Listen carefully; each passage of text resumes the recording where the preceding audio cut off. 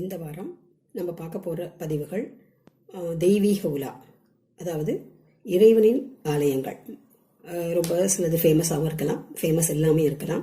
So அந்த மாதிரி கோவில்களில் தான் பார்க்க போகிறோம். முதல்ல நம்ம பார்க்க போகிறது 2 சிவன் கோவில்கள் முதல் பதிவில்.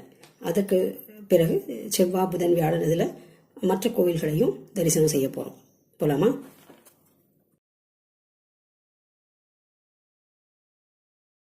செங்கல்பட்டுக்கு பக்கத்தில் இருக்கிற மதுராந்தகத்தை தாண்டி ஒரு சிம்மகிரிப்பேட்டை அப்படிங்கிற ஒரு இடம், அதில் லட்சுமி நரசிம்மர் கோவில் இருக்குது.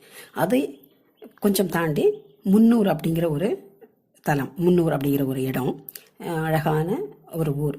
அங்கே எண்ணற்ற சிறப்புகளை கொண்டிருக்கின்ற ஒரு ஐயனோட ஆலயம், ஈஸ்வரனுடைய ஆலயம் அமைந்திருக்கிறது. இந்த ஐயனுக்கு பேர் என்ன அப்படின்னா ஆடல் வல்லீஸ்வரர் அப்படிங்கிற பெயர்.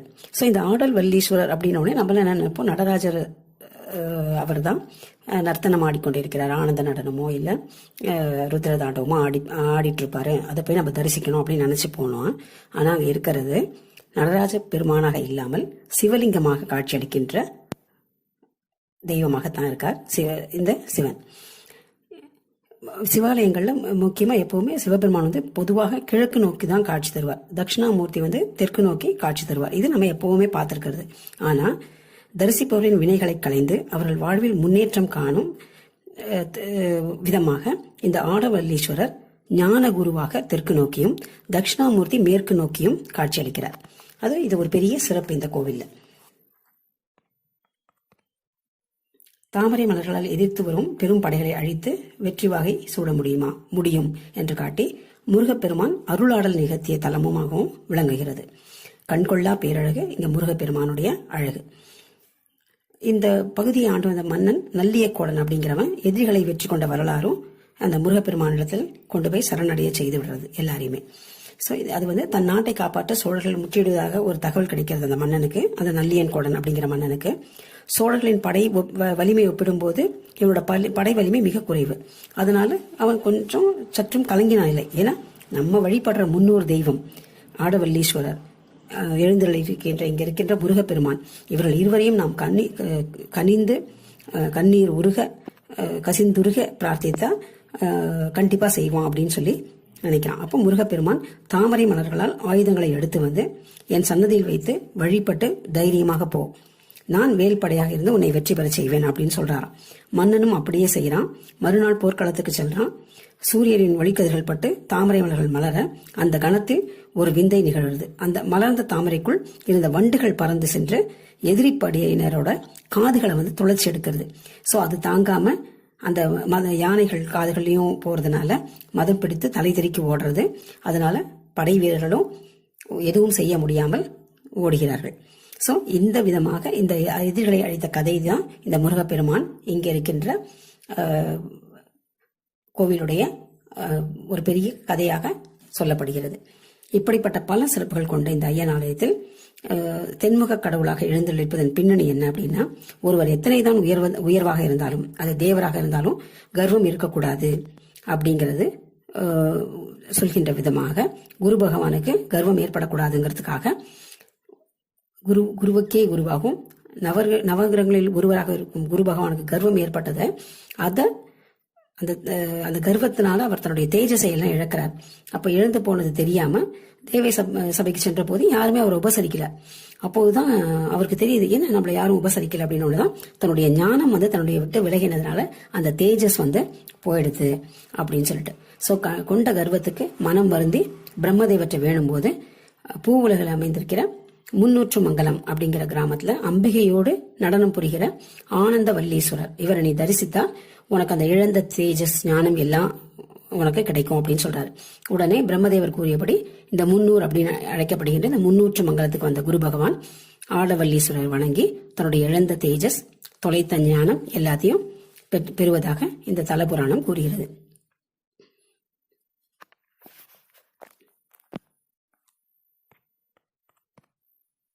மகான்களும் வந்து இங்கே தரிசித்த தலமாக விளங்குகிறது. காஞ்சி மகா பெரியவர், திருவலம் மௌனகுரு சுவாமிகள், திருமுக கிருபானந்த வாரியார் போன்ற மகான்களும் அருளாளர்களும் பிரகன்நாயகி சமேத ஆடவல்லீஸ்வரர் வழிபட்டு ஆலயத்தின் பெருமையையும் தலத்தின் அருமையையும் மக்களுக்கு எடுத்து சொல்லி இருக்கிறார்கள் அப்படிங்கிறது இந்த கோவிலுடைய கல்வெட்டுக்களிலிருந்தும் அங்கு இருக்கின்ற இதிலிருந்தும் தெரிகிறது.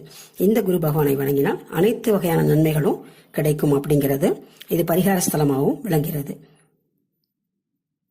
இது வந்து எங்க இருக்கு அப்படின்னா, திண்டிவனத்துக்கும் மரக்காணத்துக்கும் வழியில ஆலம்குப்பம் அப்படிங்கிற ஒரு ஊரு, அது கிளையாக பிரிகிற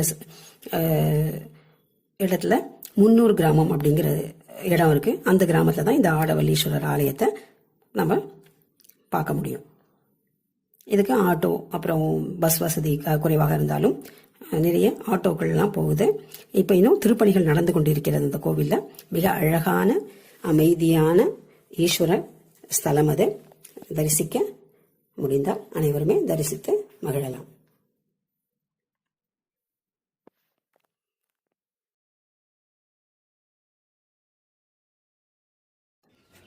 நம்ம முதல்ல பார்த்தது ஒரு சிவன் கோவில், ஆடவல்லீஸ்வரர், முன்னூரில் இருக்கிற கோவில். இப்போ அடுத்து பார்க்க போகிறது மன்னிவாக்கத்தில் அமர்ந்திருக்கின்ற மன்னீஸ்வரர். இவர் முதன்மை கடவுள் அந்த கோவிலில். அவர் தனது துணைவியான மரகதாம்பிகை அம்பாளுடன் காட்சியளிக்கிறார். இக்கோவில் முதன்மை தெய்வம் வந்து சுயம்பு சிவலிங்கம். இது குலோத்துங்க சோழன் காலத்தில் கட்டப்பட்ட ஒரு கோவில். சோழ மன்னர்களால் கட்டப்பட்ட 108 சிவாலயங்களில் இதுவும் ஒன்று. மிக அழகான விசாலமான அமைதியான ஒரு ஆலயம் இது. இந்த ஆலயத்தில் உற்சவர் கொஞ்சம் சற்று உயரமானவர். அவருக்கு வந்து கவசத்தில் சூரியனும் சந்திரனையும் பார்க்க முடியுது. பல சிவன் கோயில்களைப் போலவே இங்கேயும் கோஷ்டம் இருக்கு. இவருக்கு கணபதி, தட்சிணாமூர்த்தி, விஷ்ணு, பிரம்மா, விஷ்ணு துர்கை போன்ற கடவுள்களும் பரிவார தெய்வங்களாக இருக்கிறார்கள். விநாயகருக்கும் சுப்பிரமணியருக்கும் தனித்தனி சன்னதி இருக்கு. அதே மாதிரி அவருடைய மனைவிகளான வள்ளி தேவி யானையோடையும் தரிசனமும் தருகிறார் முருகன். மகாமண்டபத்தில் நடராஜர், சிவகாமி மற்றும் உமா சந்திரசேகர் ஆகியோரோட வெண்கல சிலைகளையும் காண முடியுது. இங்க இருக்கிற நந்தி வந்து சன்னதியை எதிர்கொள்ளாம விலகி எதிர்பக்கமா காட்சியளிக்கிறது ஒரு சிறப்பு. மற்ற சிவன் கோயில்களிலிருந்து இது கொஞ்சம் வித்தியாசமான முறையில் இந்த நந்தியோட அமைப்பு அமர்ந்திருக்கிறது. இங்கே வந்து பிரம்மோற்சவம், பிரதோஷம், சிவராத்திரி, நவராத்திரி போன்ற விழாக்கள் கொண்டாடப்படுகிறது. இந்த நந்தி வந்து அப்படி உட்கார்றதுக்கான காரணம் வந்து பல கதைகள் சொல்லப்படுகின்றது. அதாவது அந்த படையெடுப்பின் போது தெய்வங்களை வந்து காஞ்சிபுரத்தில் கொண்டு போய் சேவ் பண்ணாங்க அந்த சிலைகள் எல்லாம். அதனால அப்போ நந்தி தான் இருந்து காப்பாற்றினார் அப்படிங்கிற ஒரு செய்தியும் சொல்றாங்க. இன்னொன்று வந்து நம்ம கிட்ட இருக்கிற தீய எண்ணங்கள், நம்மள பேய் மாதிரி, பேய், பில்லி, பேசாசு, சூன்யமே நல்லவங்க சொல்றோம் இல்லையா, அதெல்லாம் நம்மளை சூழ்ந்து இருக்கின்ற இந்த உலகம். இது நம்ம உள்ள வரும்போது அது வரக்கூடாது. தெய்வத்துக்கிட்ட வரும்போது நம்ம பரிபூரண தூய்மையான எண்ணத்தோடு உள்ள போனோங்கிறதுக்காக அவைகளை விரட்டுவதற்காக அந்த நந்தி அமர்ந்திருக்கிறார் அப்படின்னும் சொல்லப்படுகிறது. ஸோ இப்படிப்பட்ட அழகும் சிறப்பும் வாய்ந்த மன்னீஸ்வரர் மரகதாம்பிகை உடனுரை மன்னீஸ்வரர் கோவிலை அனைவரும் கண்டு களிக்க ஆகாஷ் ட்ரீம்ஸ் வாழ்த்துகிறது.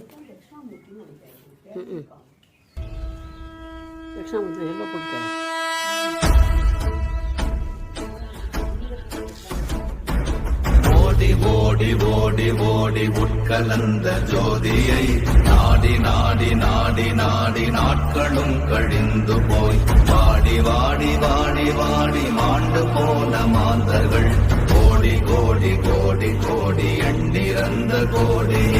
ஓம் நமச்சிவாய ஓம் ஓம் நமச்சிவாய ஓம் நமச்சிவாய ஓம் ஓம் நமச்சிவாய ஓம் நமச்சிவாய ஓம் ஓம் நமச்சிவாய ஓம் நமச்சிவாய ஓம் ஓம் நமச்சிவாய. என்னிலே இருந்த ஒன்றையானறிந்த இல்லையே, என்னிலே இருந்த ஒன்றையானறிந்து கொண்டடின், என்னிலே இருந்த ஒன்றை யாவர் காண வல்லரோ, என்னிலே இருந்திருந்து யான் உணர்ந்து கொண்டேனே.